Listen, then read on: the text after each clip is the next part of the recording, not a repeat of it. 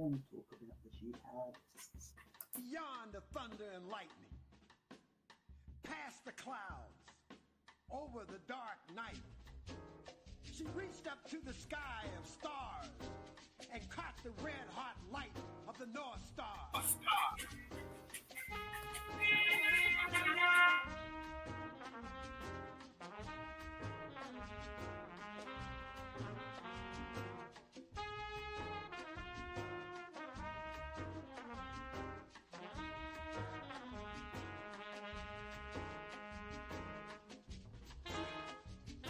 She opened the earth, walking with blood-soaked feet. She challenged the whip, the gun, the knife. She challenged the fire, pulled from the bodies of slaves, made into laws, prisons, and courts.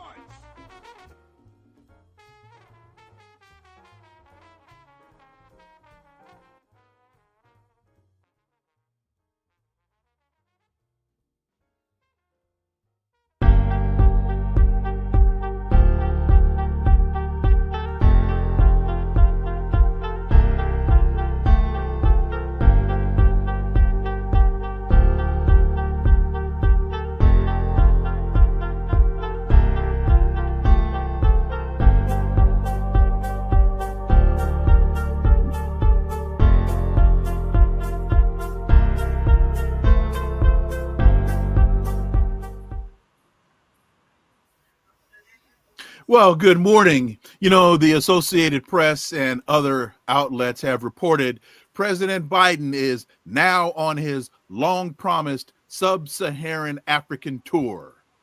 Why there? Why now? Why so late? At the end of the administration? Let's connect some dots and find out.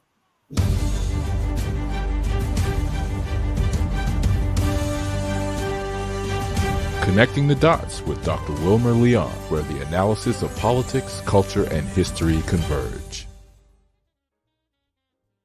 Welcome to the Connecting the Dots podcast with Dr. Wilmer Leon, and I am Wilmer Leon. Here's the point. We have a tendency to view current events as though they happen in a vacuum, failing to understand the broader historical context in which most events take place. During each episode, my guests and I have probing, provocative, and in-depth discussions that connect the dots between these events and the broader historic context in which they occur, thus enabling you to better understand and analyze the events that are impacting the global village in which we live. On today's episode, the issue before us is Biden in Africa. What does it mean? And my guest is a theologian and political activist. He's the chairperson of Organization for the Victory of the People, or OVP, which is based in Guyana. He's an executive member of the Caribbean Pan-African Network, CPAN. He lived in the Libyan Jamahiriya for many years and was a founding member of the World Mathaba based in Libya. He is, and it is truly an honor to say, Brother Gerald Perreira, welcome. Let's connect some dots. Yes, thank you, my brother, for having me on your program. And I think it's important to have voices from the global south, especially those of us who reside in the so-called backyard of the U.S. empire. So I wanted to start with this Associated Press headline. Thousands cheer Biden's arrival in Angola for his long-promised sub-Saharan African visit. He arrived on Monday to, as they report, cheers of thousands in Angola.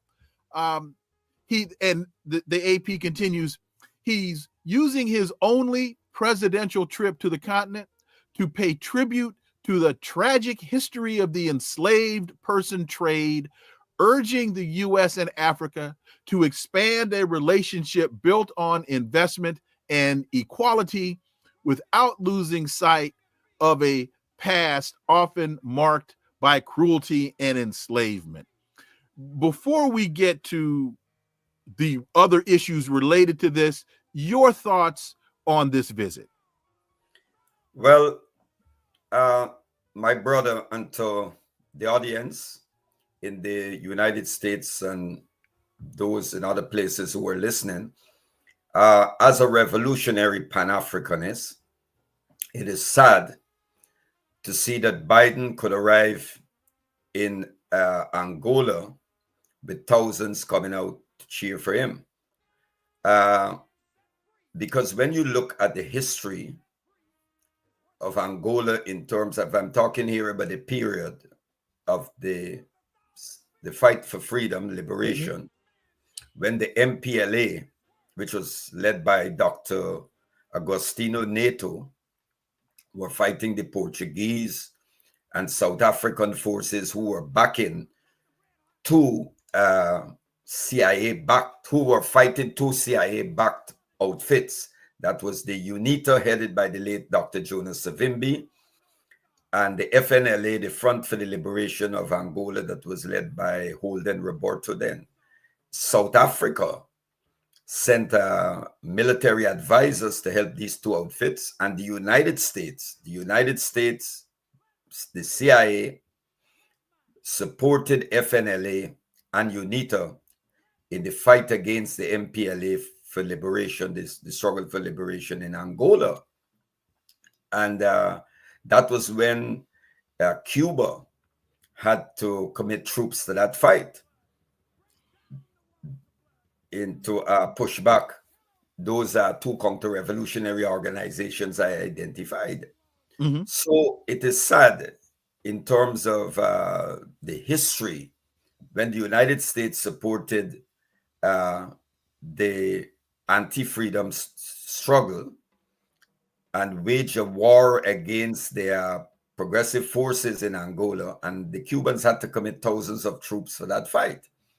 And it's sad today that, you know, you're seeing people will come out, thousands into the street to welcome Biden. And the reason for that is, I think that the MPLA that has been in office and power for so many years, because we know office and power are two different things. You understand that? Yes. The MPLA that has been around for so many years in office, after the collapse of the Eastern Bloc countries, the MPLA lost their bearings and they opted for neoliberal economics.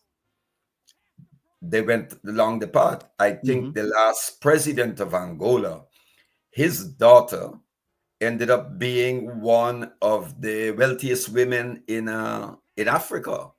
And I attended a conference in Cuba, and I was very frank in my presentation that it was a shame. I mean, thousands of Cuban troops died in Angola the day they went to Angola to lay down their lives so that the then president daughter, the Santos daughter, can become the wealthiest woman in Africa. So these contradictions and neoliberal economics has widened the gap, has led to the concentration of wealth in the hands of a few, those who are the brokers and middle persons for the multinational corporations and so on. So you get this bureaucratic bourgeoisie that has emerged in Angola, that they're alienated from the people. So people are dissatisfied. And although the MPLA won elections, the MPLA, over the years, their base has been, the support base has been declining. The same way you see in South Africa, that every time the ANC contests the election, you see the vote keep declining, because the ANC too is doing exactly the same thing, pursuing neoliberal economics. You have black faces in high places, but white monopoly capital rules the rules. The difference between, say, flag liberation or flag independence and true liberation by being able to control your own economy, to be able to control your own policies, to be able to control your own destiny. That's right. Isn't there another irony here in President Biden going to Angola, when not only, as I understand the history, and I know you know this a whole lot better than I do, so if I'm off, please correct me, that it wasn't only the Cubans that contributed to the fight for freedom in Angola, it was the Soviet Union as well.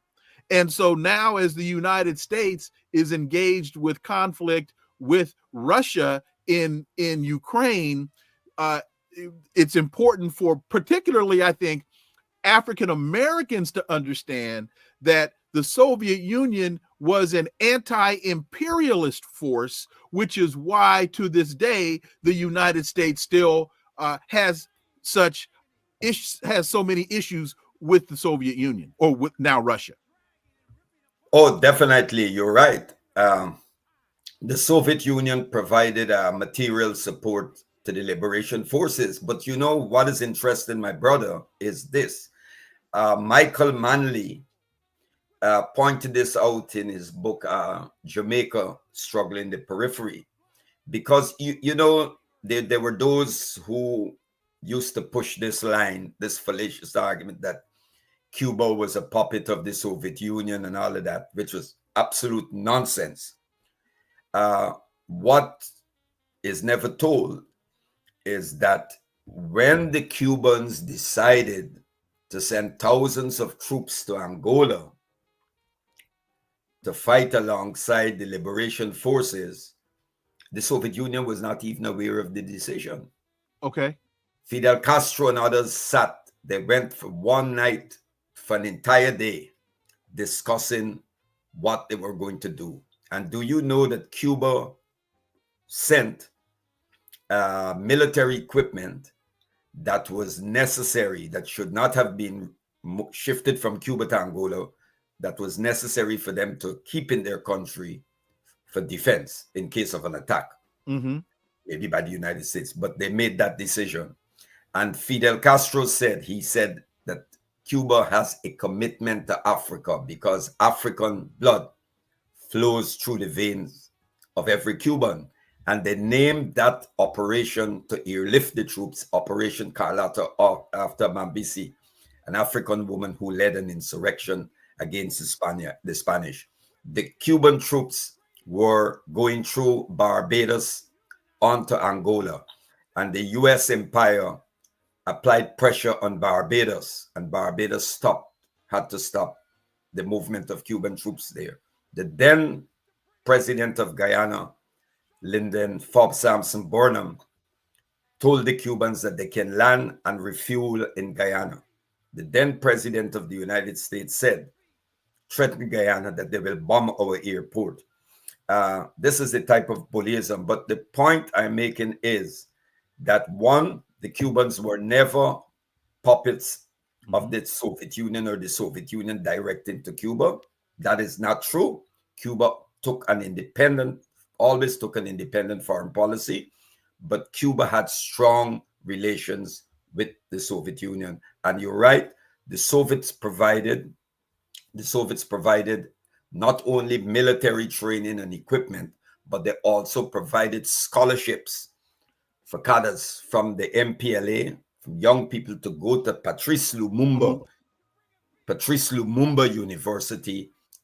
The full name is the Patrice Lumumba Friendship University in this then Soviet Union, to study various disciplines such as medicine, engineering, economics, and so on, so that when they can, after graduating, they can return to make their contribution to building liberated Angola.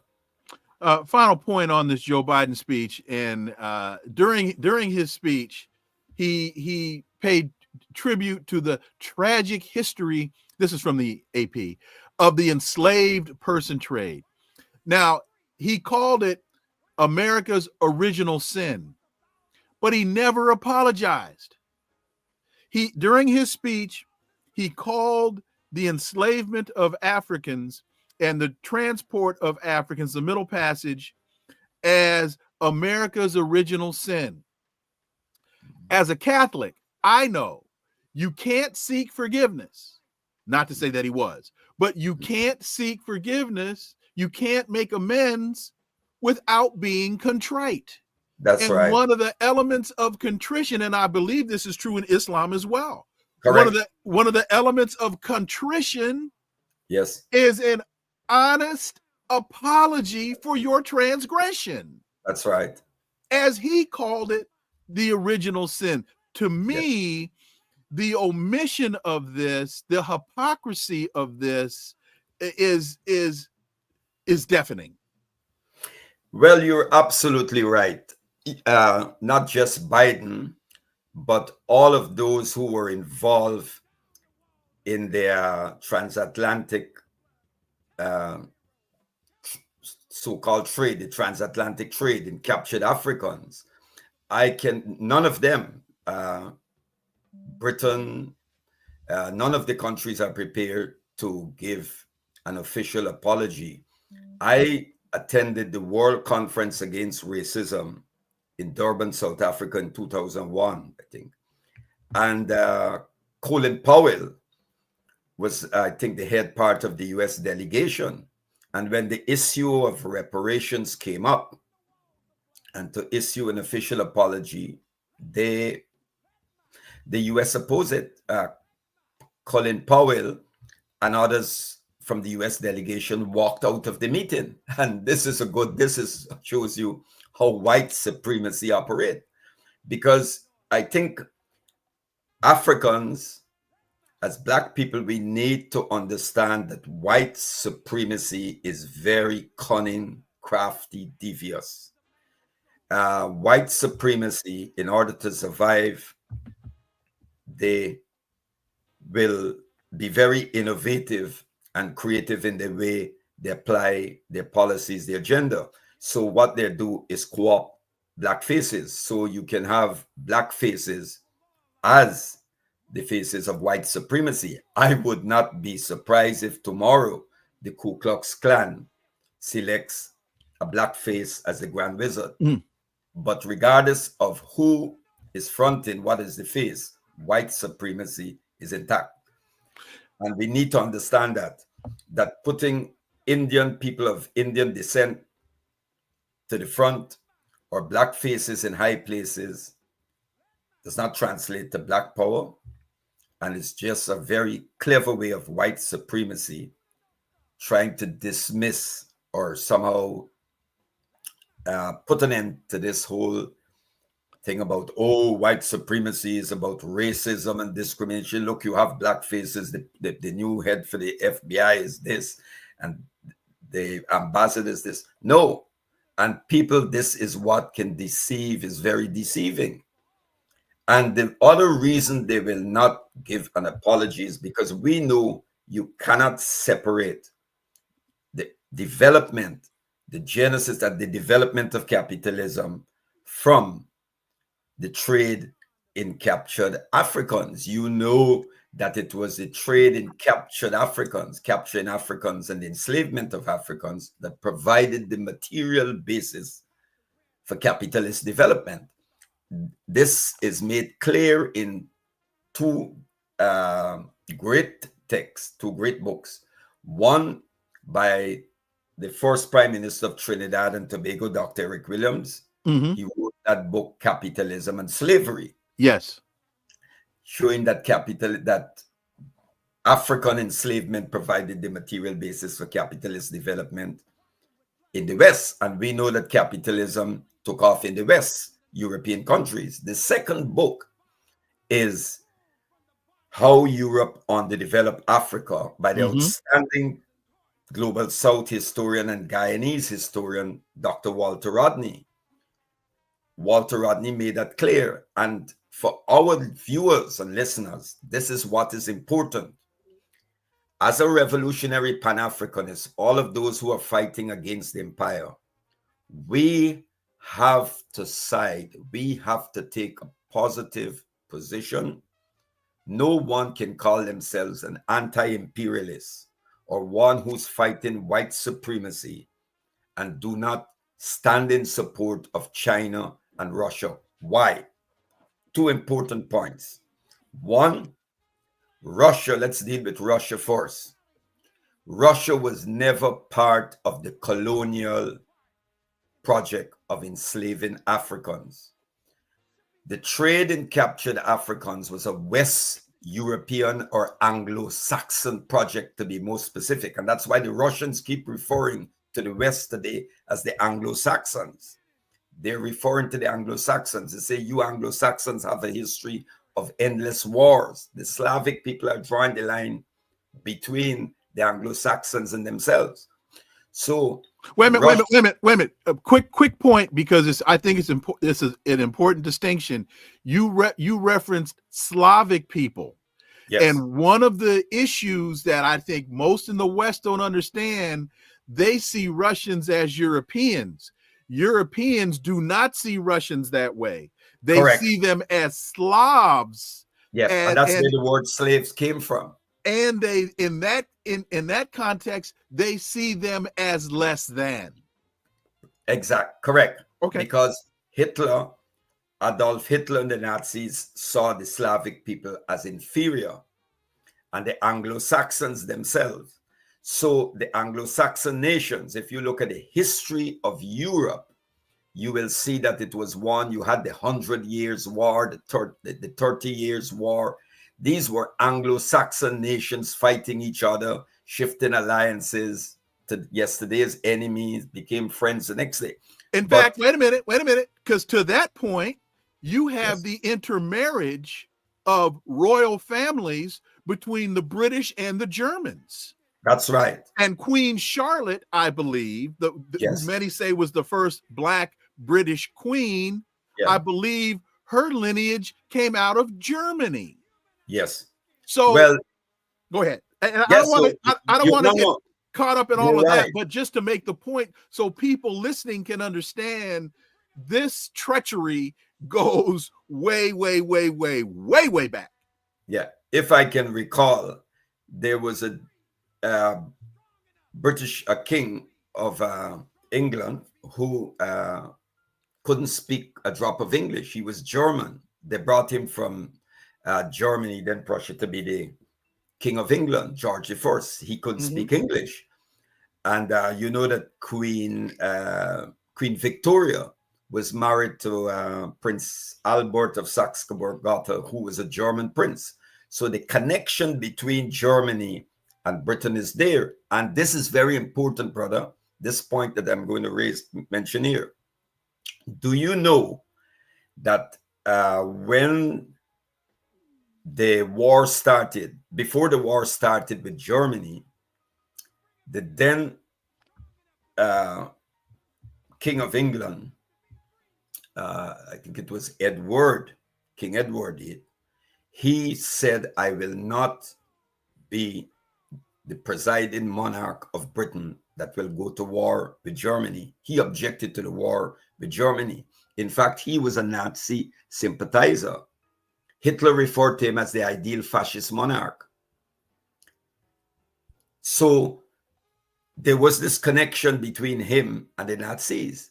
But all of us know the history that is there is that the Western powers, for example, both the United States and the West, they were supportive of Hitler because they saw Hitler as the person who was capable of smashing the then Soviet Union.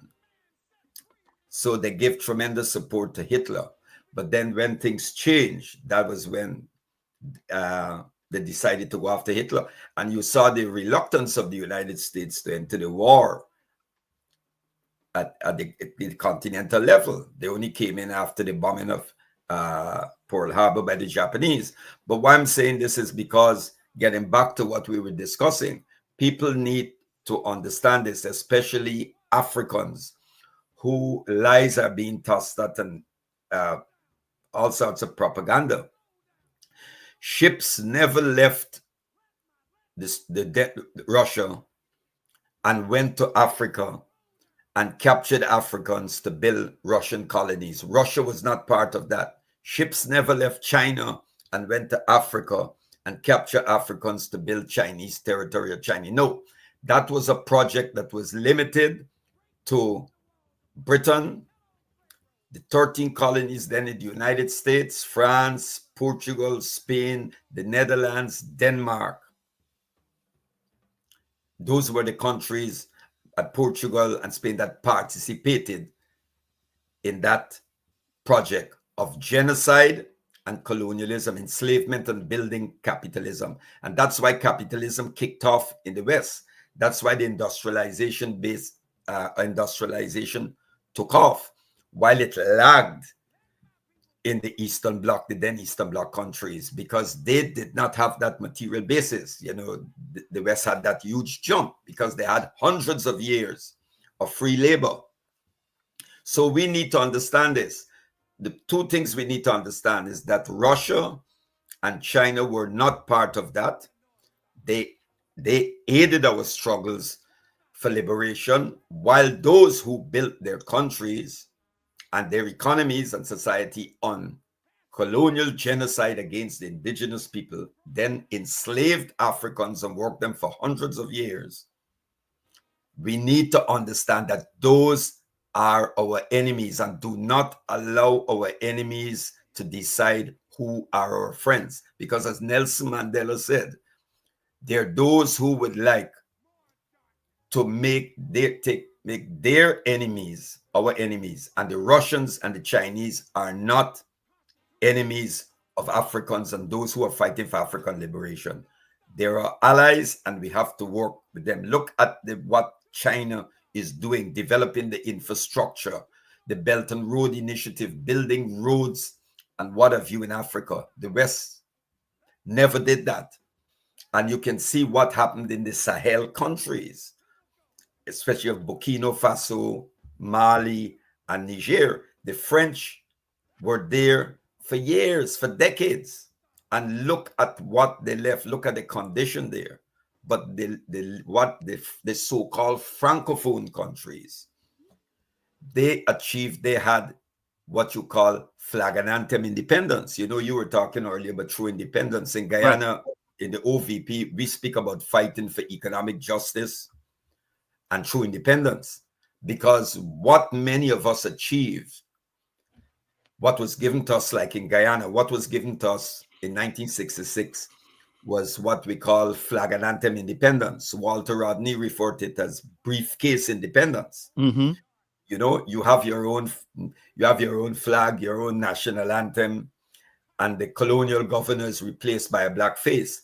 But the economy, the education system, everything is still Eurocentric, and we still need to decolonize our education system. So imagine after 55 years and 60 years of independence in places like Jamaica and Guyana and Trinidad, even if we want to revise law texts, we have to get grants from the Canadians or Britain or something to tell us how to do this and to run seminars and all of this nonsense. So our economy and everything, is still controlled from outside. And this is what Kwame Nkrumah referred to as neocolonialism, because he saw it as something more insidious. Because before independence, you could see the face of the governor was a white person. You saw the British soldiers in the street, but you no longer see them. So you see black faces. And you fail to realize that the shots are called from outside. And to that point, and we hadn't planned to discuss this, but I think the point that you've just made requires that this be briefly addressed. And that is, you are an executive member of the Caribbean Pan-African Network, or CPAN. Yes. And so as you talk about the colonial governor being replaced with a black face, I think a prime example of that is the president of Kenya, William Ruto, and how Lloyd Austin, the American Secretary of State, went to Kenya, has paid William Ruto to be the black face on the ongoing American imperialism and the recolonization of Haiti. And correct. And I add to that Kamala Harris as the vice president, as a black woman, along with Hakeem Jeffries, the minority leader at the time, going to CARICOM to convince the CARICOM states to back the United States hegemonic move against Haiti. Is that an example of what you're speaking to? Definitely. That's an example, because you know, Hakeem Jeffries, he was in Guyana, and he came down there to discuss something with the government, because I think a few Guyanese based in the United States was somehow, from my perspective, misleading him in a number of things. And he came down there. And he met with a number of people. To be honest with you, I'm sorry I did not run into Hakeem Jeffries, because what I would have said to him, he would have been on the next flight out, because Hakeem Jeffries is a black face of white supremacy. He got up and applauded a mass murderer and a genocider, Netanyahu, Benjamin Netanyahu. Good. Hakeem Jeffries need to know that when the Cubans had the South African army at the Battle of Quito Carnival, had the South African army cornered and almost mashed them. That is when South Africa realized that the military option was no longer viable, and they had to come to the negotiation table. Do you know that South Africa was planning limited nuclear strike against the Cuban troops on the frontline forces, the liberation forces on the frontline states? Fidel Castro made this clear at his speech in Durban, South Africa in 2001, when he addressed a packed stadium. Do you know that the Western powers, both the United States, Britain, and France, were fully aware that South Africa was going to use limited nuclear strikes against the liberation forces, and that the nuclear weapons, the technology that was provided to South Africa came from Israel? Israel provided it. The Zionist state of Israel provided the nuclear technology and weaponry for racist, fascist South Africa to be used against black people, Africans, in the frontline states. It's important for black Americans, African Americans to know this, especially when I hear African Americans who voted for Trump. It is sad. It is sad, because our liberation, as Malcolm X pointed out, lies neither in the Democratic Party, which you know historically is the party of slavery, nor the Republican Party. Both parties are expression of one class, because no ruling class is united on everything. So both parties are expression of the capitalist oligarchy, both parties.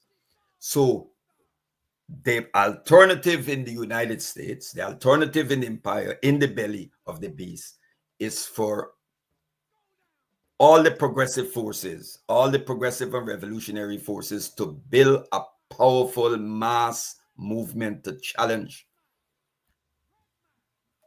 the two-party dictatorship. Because in essence, when you really look at it, the United States is historically a one-party state. It is. No question. Talking about. That's right. No question. And I think important reading is C. Wright Mills' text, The Power Elite. And there's an excellent book by Herbert Aptheker, who was a leading member of the Communist Party then. He was a professor of history. He wrote the book Democracy, Freedom, and the State. As well as Michael Parenti, Democracy for the Few. America, even as former U.S. Attorney General Ramsey Clark pointed out. I met Ramsey Clark in Tripoli many years ago. He pointed out, America, he said, I was brought up on a diet believing America was a democracy. This is what Ramsey Clark, former U.S. Attorney General, said. He said America was never a democracy. He said it is a plutocracy. And if we not need a to kleptocracy understand now. That's right. If not a We need to kleptocracy understand. now, a group of thieves. That's right. Yeah. And, I was mentioning earlier to you about the Sahel countries. And this is very important because in Burkina Faso, you have the leader, Brother Ibrahim Traore, and Assini Goita in Mali, and Abdurrahman Tiani in Niger. Mm-hmm. These three countries came together and kicked out the French and kicked out the military bases out of their countries, and they're working together to to pursue true independence and to initiate this process of decolonization. They kicked out the French military bases. Now, an interesting thing took place. The moment these three countries got together and kicked out the French, suddenly, armed so-called jihadist groups sprang up over the Sahel region. They were there before. Mm-hmm. They were there. Right. And many of them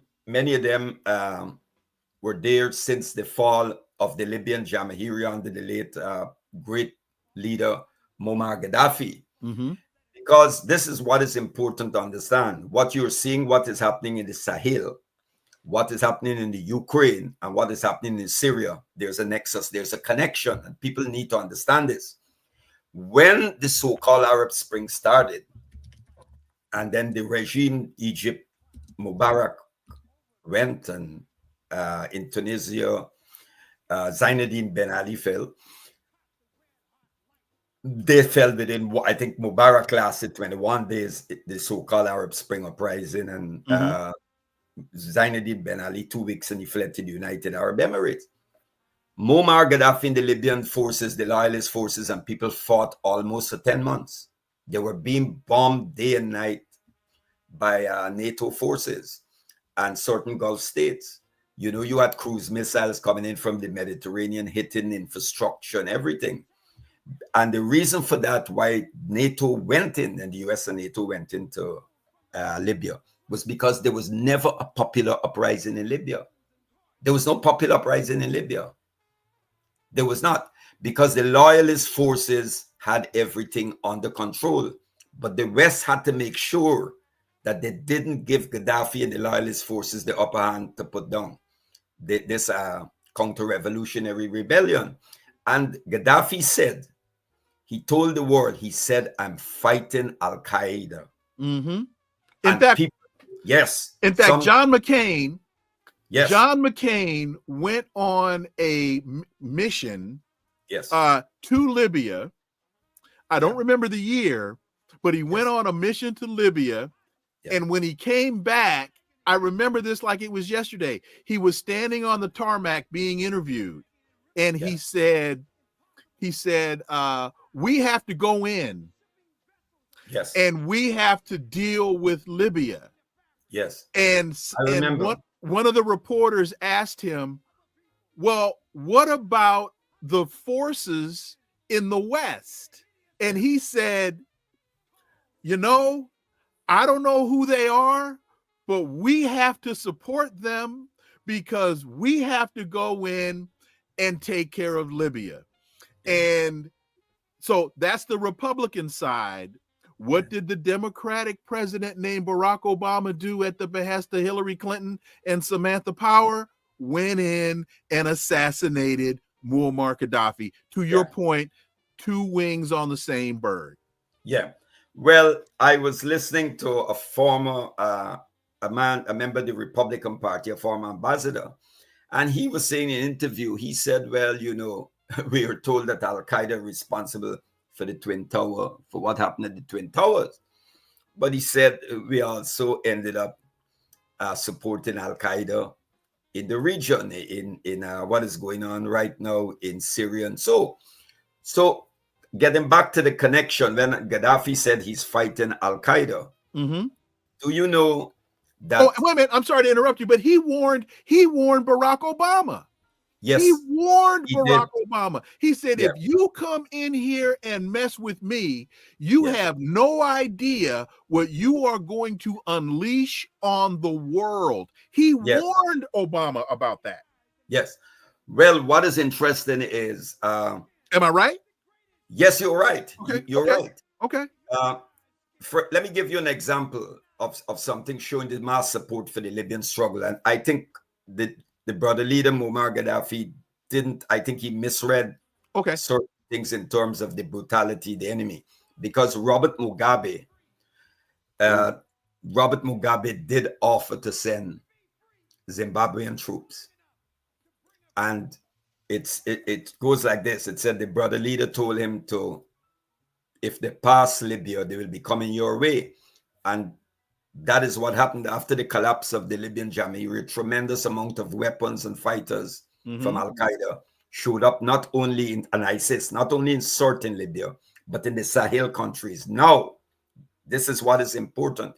You look at the map of Africa and look where Mozambique is located. A lot of mineral resources and oil next to Angola. And suddenly, overnight, you have an armed so-called jihadist group in Mozambique, where you don't have a large Muslim population, but in Mozambique, attacking, killing Mozambican troops, attacking police stations, and so on. How did these so-called jihadists get just suddenly popped up in Mozambique? Who is assisting them? Who's supplying them with all this, the logistics, the vehicles, the weaponry, and everything? Then in the Sahel countries, a number of the jihadist groups planned an operation that killed a number of soldiers from Mali and Burkina Faso. And they admitted that they're receiving support from Ukraine. Ukraine admitted that they are supporting these jihadists against the revolutionary regimes of the Sahel, of Mali, Niger, and Burkina Faso. Why? Because the Russians are helping Burkina Faso, the progressive forces, the revolutionary forces, in the fight against these heretical, that's what they are, heretical Islamic groups. Now, go to see what is happening now in Syria. Wait a minute.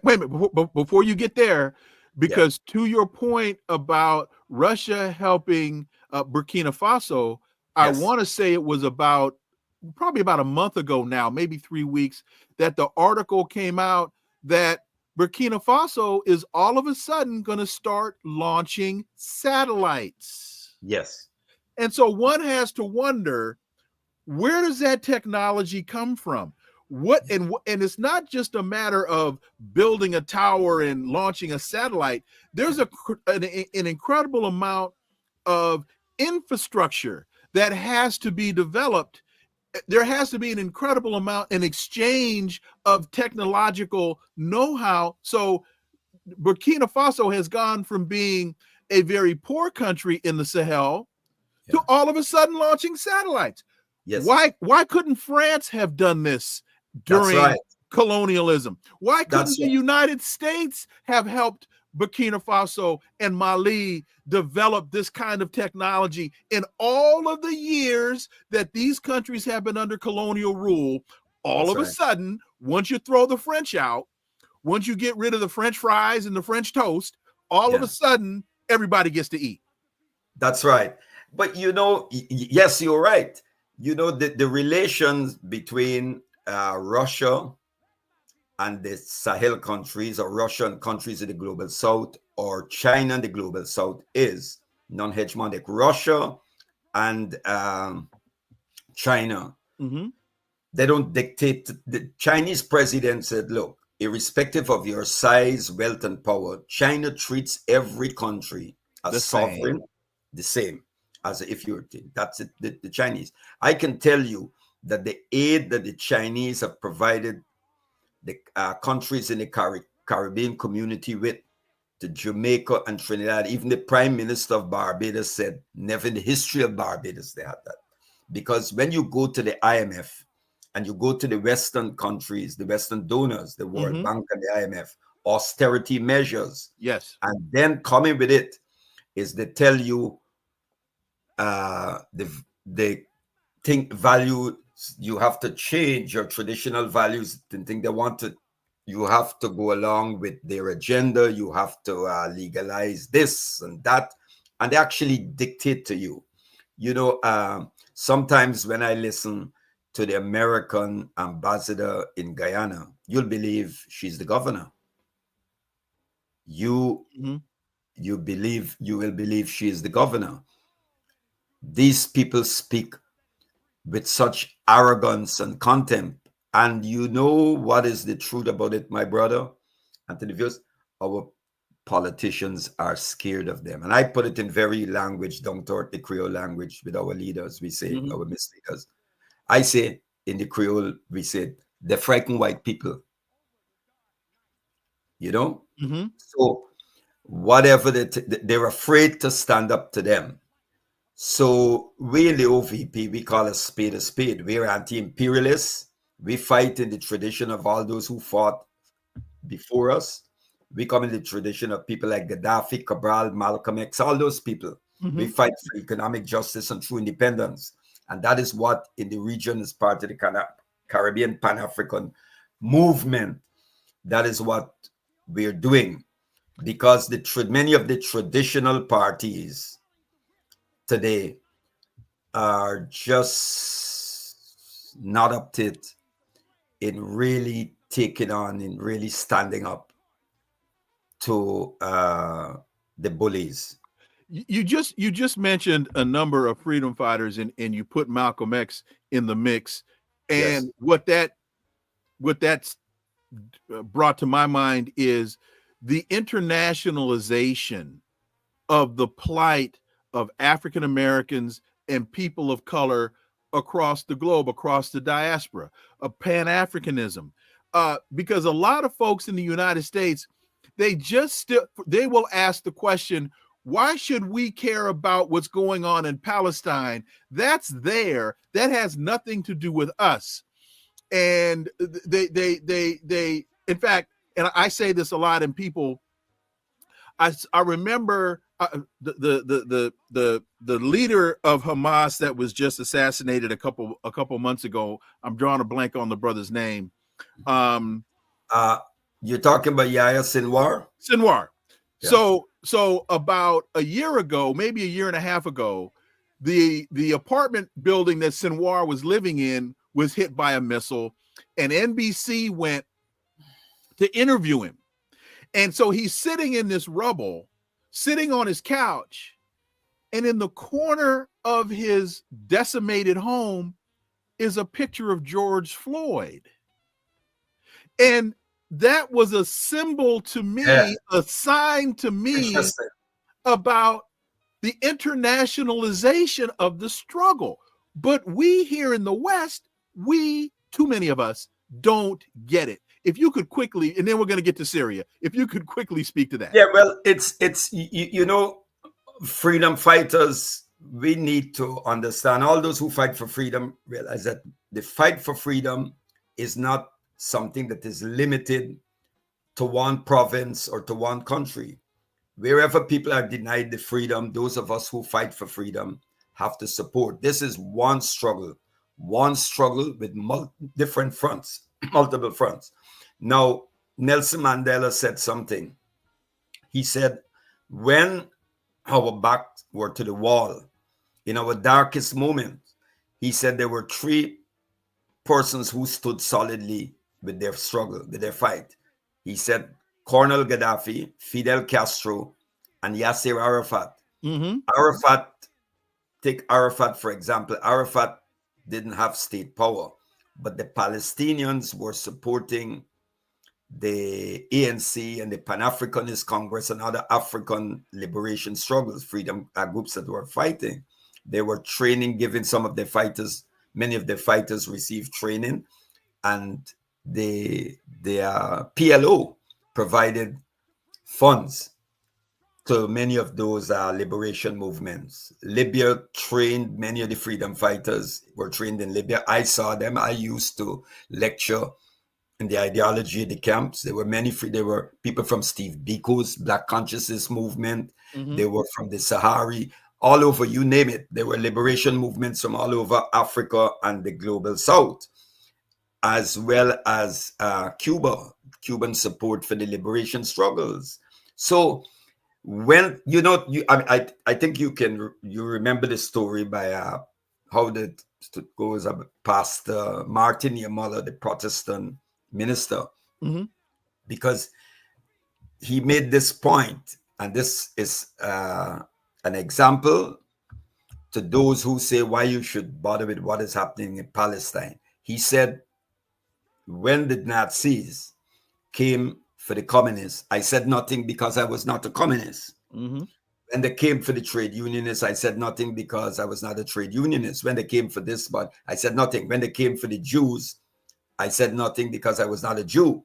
When they came for me, there was no one left to say anything, stand up. Because you see, once injustice and oppression exists and an injustice is done to people anywhere, it is the moral and historical obligation of all those who fight for freedom, as well as morally upright people with a conscience, to stand up and support that struggle. We have to support the Palestinian struggle. What is going on in Palestine, it's unbelievable. Israel can tell the entire world to go to hell, and no one can reign in Israel. Now the United States, Biden has threatened, he has sanctioned the chief prosecutor of the court. He's just doing their job. This is the type of bullyism. And I just want you to tell you this, brother. I have written many articles condemning the terrorism, because in Guyana in 1976, October 1976, an Air Cubana plane was bombed after it left Guyana. And the persons who masterminded that bombing resided in the United States. And they stayed on for years without being prosecuted. And that plane was bombed with the full knowledge of the United States government. The documents are there to show that when the bombers arrived in Barbados, the hotel they went to, right, the first phone call they made, where it was made to, and so on. It's all there. Prime Minister Ralph Gonsalves and others read out the documents. It's not a secret. So there is this pattern I want to get back to. We have to support the Palestinian people's struggle, because what Israel is doing is aimed at wiping out the Palestinian people as a people. And we are seeing that the West is party to this. Let me give you an example of some of the bullyism and the authoritarianism. In Guyana, we had several marches in support of the Palestinian, what is happening in Palestine. And the European Union ambassador to Georgetown called an editor-in-chief of a newspaper and told him not to publicize or carry pictures or anything about the marches in support of Palestine. That is what they did. That is what is happening. Now, I have written, as I said, numerous articles condemning terrorism and exposing these so-called jihadist groups, like the one you have now that just Hayat Tahrir al-Sham, that just suddenly launched an attack in Syria. Now, people need to see what's happening here. At this time, this group that came out of Al-Nusra Front, you see what they do is change names to fool the American public and the global public. So you get America sends weapons to the so-called Free Syrian Army, but then the Free Syrian Army pass on the weapons to Hayat Tahrir al-Sham. They keep changing the names, but forget about the names. ideologically, these groups are heretical. There's what you call, some people call them Wahhabi or Salafi. I prefer to use the term Salafi here for reasons. They are heretical groups. They take a very literalist and puritanical interpretation of the Quran. Many of their so-called scholars are people who don't understand that all theologies are contextual. So when you are going to theologize or indulge in some sort of exegesis, you have to be able to understand the context. They literally. So these groups have always been foot soldiers of Zionism and the West. And they use them to overthrow revolutionary nationalist regimes. They use them like in Libya. They use them in Iraq, some of them in Iraq, and they're using them now in Syria. When Nasser, President Jamal Abdel Nasser, carried out the coup in Egypt, and he nationalized the Suez Canal and so on, the Ikhwan al-Muslimin, the Muslim Brotherhood, which was founded by Hassan al-Banna, they started an insurrection. They tried to assassinate Nasser, and Nasser jailed some of the leaders and executed them. And Nasser was popular. When Nasser died, millions poured into the street crying. But they've always been used to remove revolutionary nationalist regimes. So what is happening now in Syria? Suddenly, you have these heretical groups attacking the revolutionary-oriented regimes in the Sahel. And when Hezbollah is waging a war of resistance against Israel, suddenly the Zionists and them open up this front with the get these Islamic heretical group like Hayat Tahrir al-Sham to launch an attack on the Assad regime. I keep pointing out to people, many people, ever since this genocidal war started in Palestine, in Gaza, have you ever heard anything from ISIL? No. Or Al-Qaeda condemning the Zionists? None. No. None. Why? Because they're creations of the West. The West created these groups. They are not Muslim groups. They're not. First of all, Islam teaches that prisoners of war should be treated properly. You do not behead Christians and Muslims and all people of ever. Let me give you an example in the Sunnah. In the early days of the Holy Prophet, peace be upon him, when the Prophet was preaching his message and Muslims were being persecuted by the unbelievers, the Holy Prophet said to his Sahaba, his companions, he said, look, you have to make a flight. You have to go somewhere. And he sent them to Ethiopia, Abyssinia. He said, go to the Negus of Ethiopia, Abyssinia. He will protect you. He's a believer. Now, why would the Prophet, peace be upon him, send his companions, and they're preaching a different message? When I say a different message, they're not Christians. It's one message. But why would he send them to a Christian king for protection?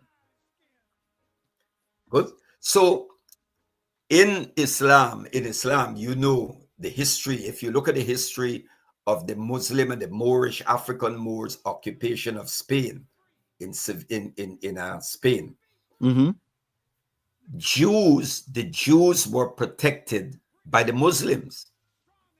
And when the Muslims were leaving Spain after the defeat, because two crowns, the crown of Castile and Aragon, united, Ferdinand and Isabella, the two who financed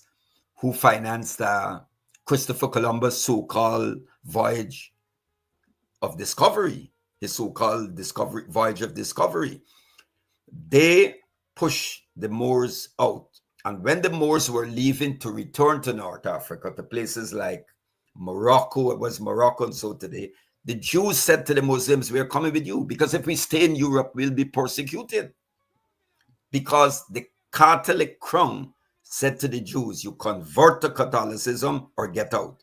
And they went the Muslims. And that's why you find in a place like Morocco today, you find a lot of Jews in Morocco. Mm-hmm. And what people in the West need to understand, in the United States need to understand, is that Hitler is not an aberration of West European Hitler. He's the logical outcome of what they did.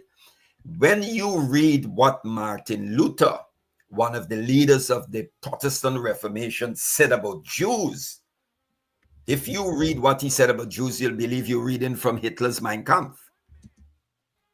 My Struggle, Hitler's book, Mein Kampf. Yeah. You'd believe you're reading from Hitler. The point I'm making is that this so-called anti-Semitism, and the Arabs are Semites. Arabs are Semites. Right. Good. So this anti-Semitism is a thing that the Zionists like to use against you when you condemn them for what they're doing. When you look at what Europe, going back to King's, the Declaration, Jews were forced to wear a tag identifying themselves. Right. I think was Henry III in England. Jews were persecuted in England. You only have to look at Shakespeare's book, Merchant of Venice.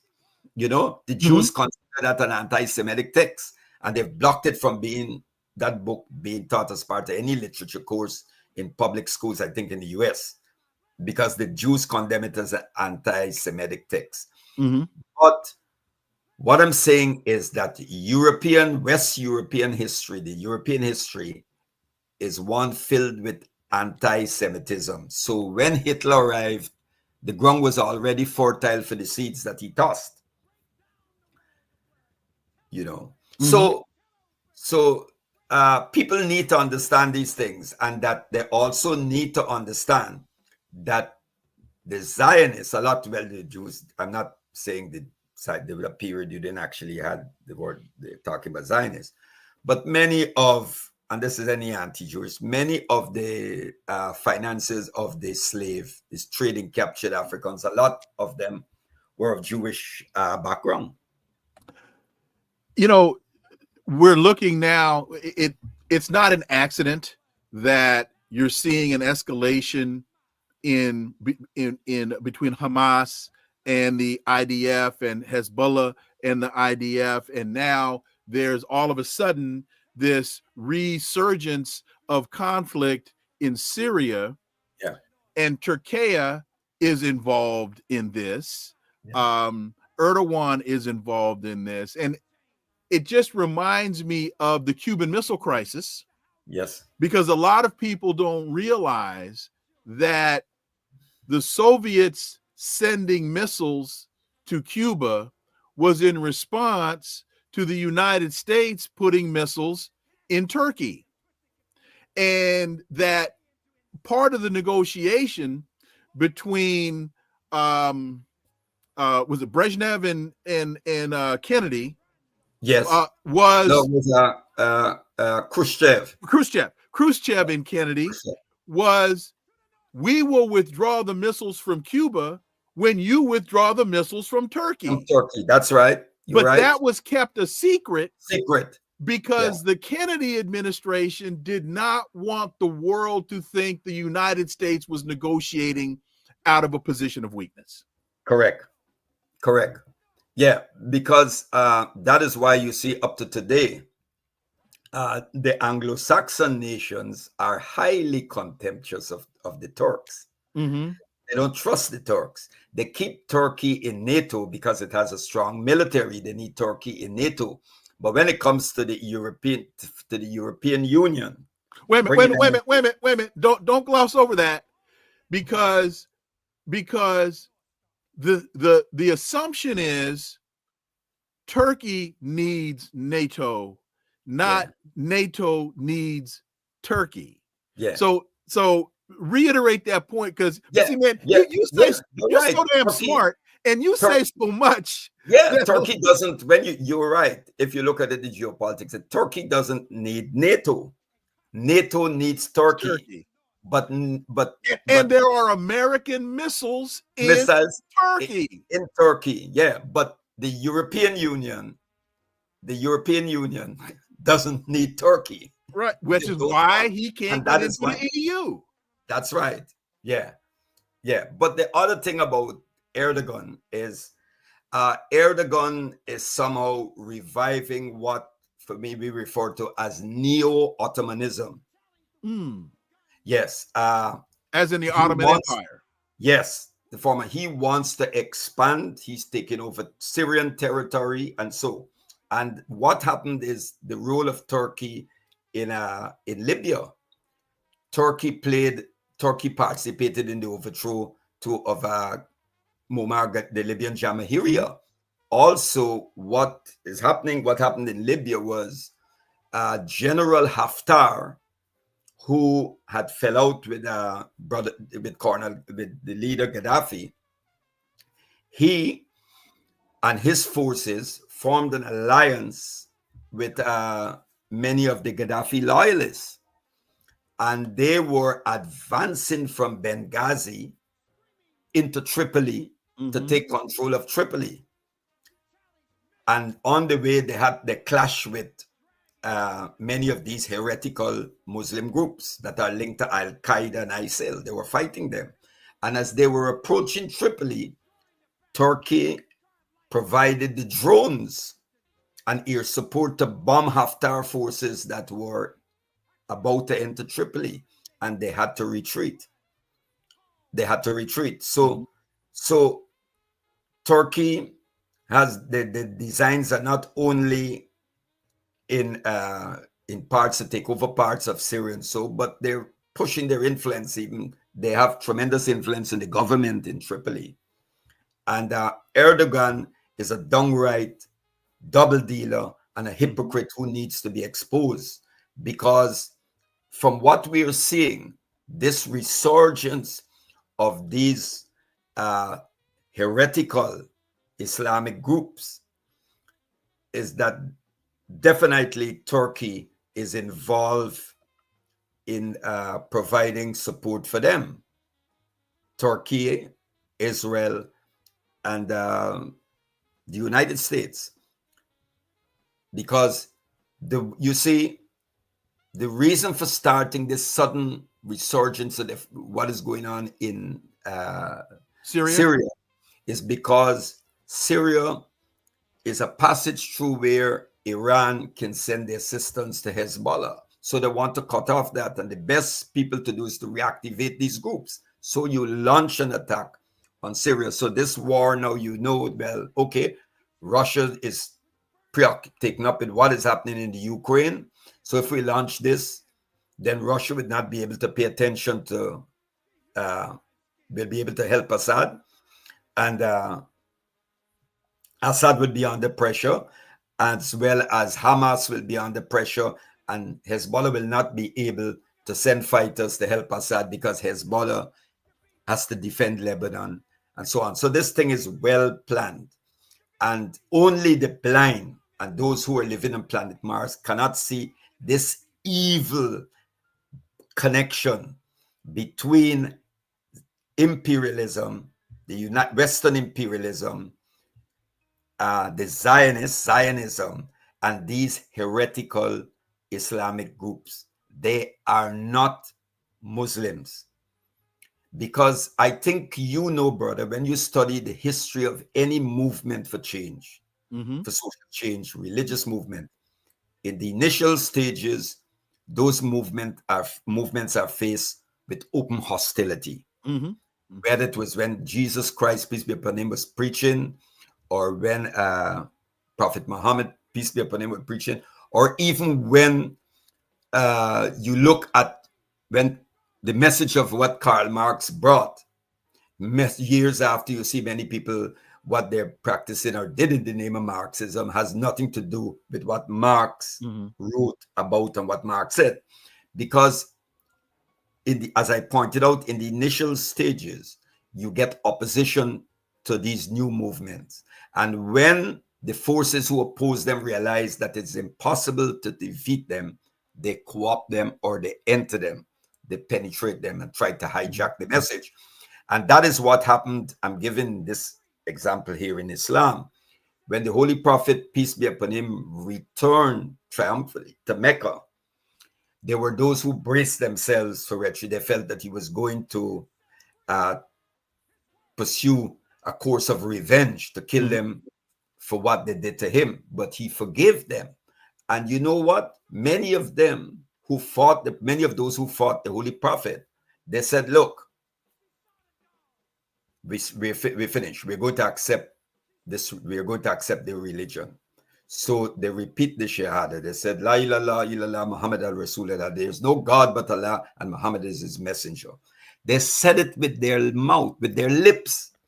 But whether they believe that, whether that was in their heart, is another thing. So the point I'm making, and we saw that throughout the history of Islam, where they had the Battle of Karbala in Iraq, which the Shia Muslims always commemorate, when the grandson, Hussein, of the Holy Prophet and his followers were slaughtered by other Muslims. And the leader of those Muslims who slaughtered the Holy Prophet grandson, who slaughtered him, they were the descendants of those who persecuted the Prophet in the early days. But when they realized that they can no longer do that on Islam, the Prophet returned triumphantly. They accepted Islam by just proclaiming it with their lips, but in their hearts was different. So what I'm saying is, if you look down the course of history, there are those who say that they're this and that, but judge them by what they do. And when you look at what these heretical Islamic groups are doing, it's not in keeping with the Sunnah of the Prophet or the prince of what the Quran teach. These are heretical groups created by the Zionists. In fact, ISIS is referred to as the Israeli Secret Intelligence Service. And there's a lot coming out from that. Sure. I want to say this to your viewers, my dear brother. It's very important. Okay. When in a number of years ago, when the so-called jihad started in Syria, do you know that Trinidad provided the largest contingent of fighters that went to Syria?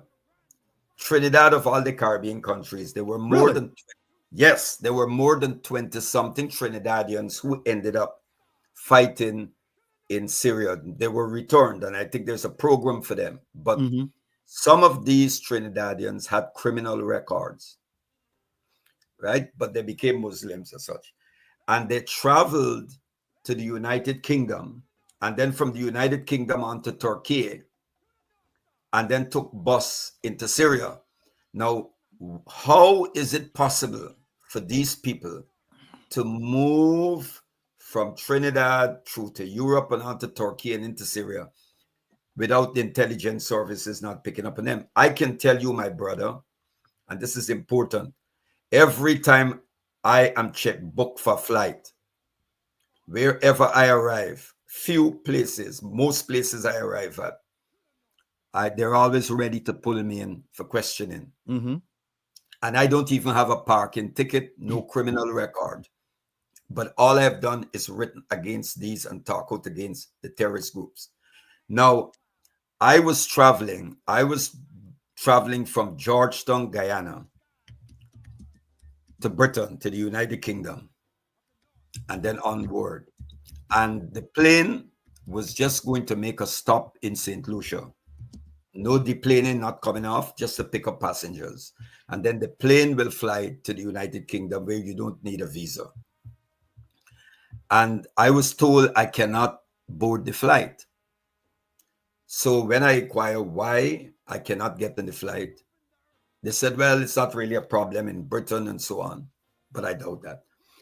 They checked with US Secure, and US Secure told the airline in Guyana, I cannot board the flight.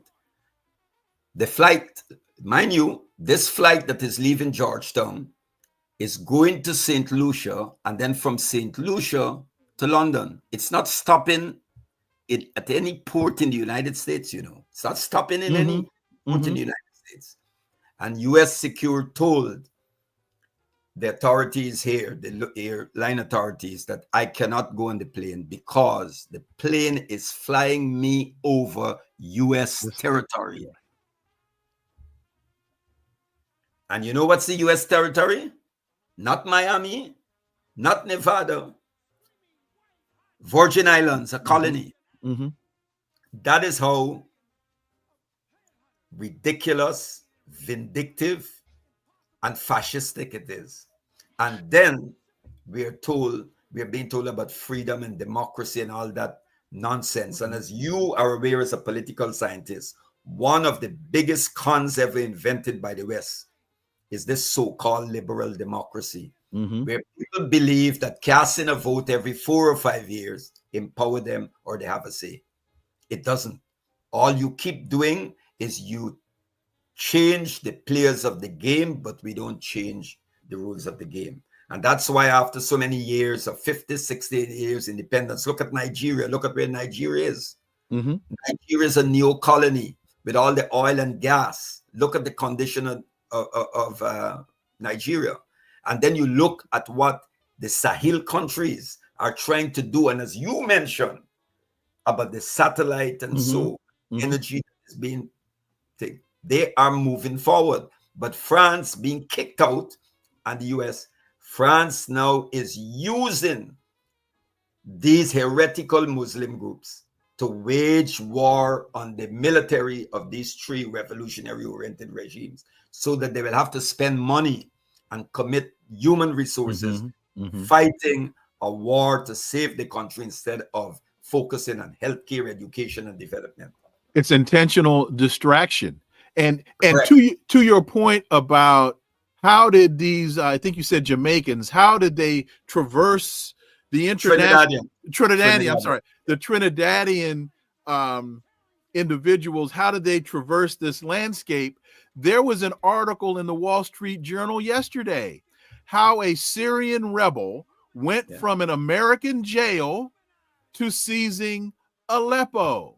Yes. Abu Muhammad al-Jilani boarded a bus in Damascus in 2003, heading across the desert to Baghdad with fellow volunteers eager to repel the looming American invasion. Anyway, they're making this point, but what they don't make the other point is, well, he's an American operative. That's right. That's right. But do you recall the blind cleric? The blind cleric in New York. Yes, in New York. Yeah. Now, what is interesting is, and this is what many of your viewers, the American public, is not aware of. This man, the blind cleric, he was one who was behind his group, or he was one of the spiritual leaders of the group that assassinated Anwar Sadat. Right. Yes. I'd forgotten that. Right. Anwar Sadat, and he was imprisoned. But then the Americans went to the Egyptians and asked for his release. And Egypt said, well, why release this man? And he was released, and he showed up here. He showed up first in Pakistan. Okay. I didn't okay. In Afghanistan. And then from Afghanistan, he went to Sudan. And then from Sudan, he arrived in New York. So who gave this man an American visa? I don't even get a transit visa. I can't transit, and I've written against these people. You haven't shot anybody. I have spoken out against these people. I have written numerous articles. You can Google it, you can see it. But I am treated as though I'm a terrorist. And the terrorists are free to travel, like the Trinidadians who were able to leave Trinidad and travel through a European airport, then on to Turkey, and then by bus into Syria. So somebody had their forces behind it, and there are those who were turning their eyes. Let's do this. You've been so gracious with your time, and it is still so early for you. Let me. My final question to you has to do with the resurrection of Donald Trump, and he demands immediate release of the captives from October 7th, saying there will be hell to pay. Now, we don't know what that means. Yes. But if you and also along with parallel to that, I was watching the morning news, and now they're resurrecting the mythology of an Iranian nuclear program. Yeah. So it take the time you want. Final question to you about the rise of Donald Trump, or the resurrection of Donald Trump, this threat about hell to pay, and what do you see over the next 4 years in terms of the geopolitical landscape under a second Trump regime? I think we're heading in a very dangerous and catastrophic direction. I think from what I'm seeing that we're heading towards third world war. Though though the term First and Second World Wars were more European tribal wars. But you know what I'm talking about here. Yes. And we in the colonies were just roped in to fight on the various fight on the various colonizers. But I heard Trump said that they be held and the hell, and you will see what will happen. What they will do was never seen before. Yes, I think the Trump regime is going to go after a number of countries. They're going to go after Iran, because don't forget, it was I think some people's memory are short, or it's just for convenience. Remember that it was under Trump that General Qasem Soleimani, the then head of the Quds force of the Iranian Revolutionary Guard Corps, and the head, his name is slipping me, the head for the Popular Mobilization Brigades, one of the strong militias in Iraq. The two of them were assassinated by an American drone. Right. While Soleimani was actually negotiating within the American interests. That's right. And it was a peace deal. Yeah. And what is important to note is that it was General Qasem Soleimani who defeated ISIL in Iraq and Syria. So why would you want to assassinate? Why would you kill those two men, those two military leaders who were responsible for the defeat of ISIL in the Levant, in Iraq and in Syria? So I think we need not, that should be taken into account. But I think that what is going to happen is, I don't know if Trump is bluffing, but I will say this. I think that he can say that, but I think when his last term and now, I think dynamics have changed tremendously. And I think they're pushing for a war with China, and a war with China by extension to a war with Russia, North Korea and North Korea. Okay. Because North Korea has already committed troops to the fight in alongside Russia, because NATO countries have troops on the ground fighting against Russia, as well as mercenaries. And this is going to be a wider war that's going to... So I think that it's either two things. It's either Trump is bluffing, or if he decides to go. But I think that when he enters the office, he will have to face the harsh reality. I don't think a war with Iran, no one in the Middle East is going to survive, including the allies. Saudi Arabia will be destroyed. Israel itself will be destroyed. All the Gulf states. So I think Trump can make a lot of noise now, but at the end of the day, I think that China is not going to, because they're issuing threats already against China. They're going to use Taiwan to provoke China. And China's made it clear that on Taiwan, you don't cross that red line. Right. But he's already threatening 100% tariff on the BRICS countries. Listen to the bullyism that if those countries who move against the American dollar, you will be sanctioned, you will pay the penalty. Well, let's see that, because I believe that and I can see it. Even if you put 100% tariff and you block goods from the BRICS countries of China, it's the United States that is going to suffer. Right. The US is going to suffer because China has already prohibited certain semiconductors and other things from going to the United States. So they will be in trouble. So I think he will have to, I don't think his bullyism is going to work, because you're seeing even their traditional allies, even Saudi Arabia is moving. China was able to bring together Saudi Arabia and Iran. Right. Which is what Soleimani was trying to do in the first place. That's right. That's right. And the United Arab Emirates is talking to Assad. Mm-hmm. They're supporting Assad in the fight, and they have a tremendous amount of drones, so they're going to deploy drones. But if Assad collapses, Jordan will go, the king of Jordan will go, all of those places will go. So this is my final question. My final question. It's along the same line. So as we look at what Hezbollah has done up to this point, when we look at what Iran has done up to this point, when we look at the measured response that Russia has actually been engaged in as it relates to the military engagement in Ukraine, is the West confusing restraint with fear? When Donald Trump says, release the hostages or there'll be hell to pay,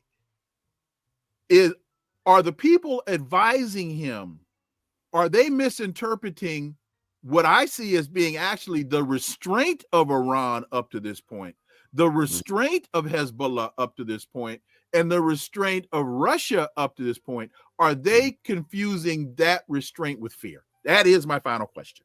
I definitely agree with you. They're confusing that restraint with fear. Okay. When you look, first of all, what Trump has said about releasing hell, that is going to make the so-called Arab Spring look like nothing, because the countries, the Afro-Arabian countries, we call them African Arab countries of North Africa, I don't think the people are going to sit back. That'll bring about the collapse of their regimes, and many top military army officers in the militaries of Algeria and Egypt, and so they're very nationalistic, and they are going to make moves against their various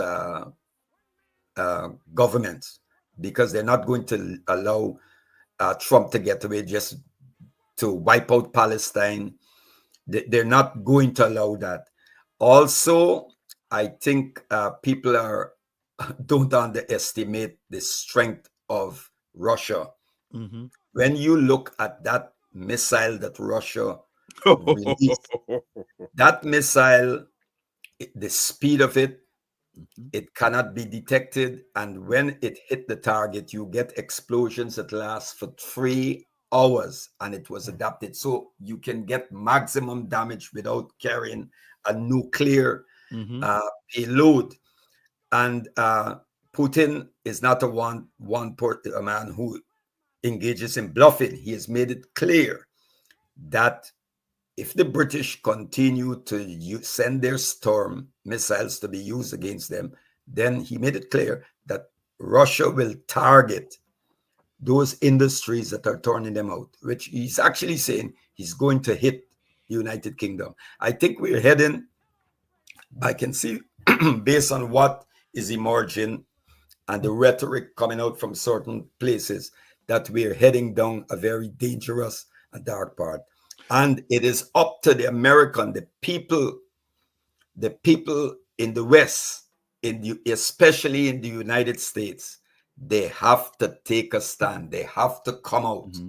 They have to come out into the streets and stand up to their government, because we are doing what we can do, but those in the belly of the beast must make their voices heard. They have to stand up, because where we're heading is not nice, and there will not be any.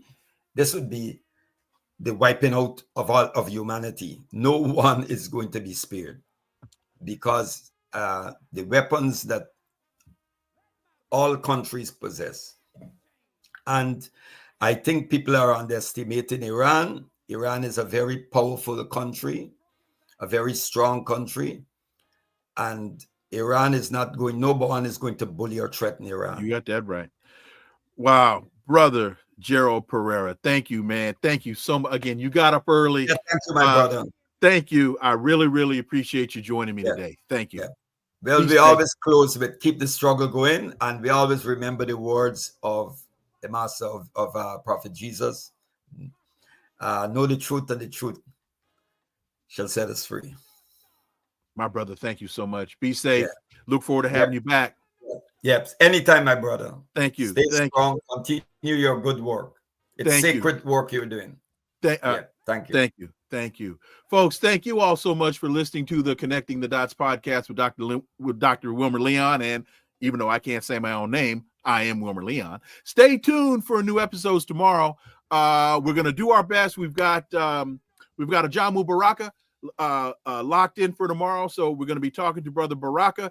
Also, please follow and subscribe, leave a review, share the show, follow us on social media. You can find all the links to the show below in the show description. And remember that this is where the analysis of politics, culture, and history converge, because talk without analysis is just chatter, and we don't chatter here on Connecting the Dots. See you tomorrow. Until then, I'm Dr. Wilmer Leon. Have a great, great day. Peace. I'm out.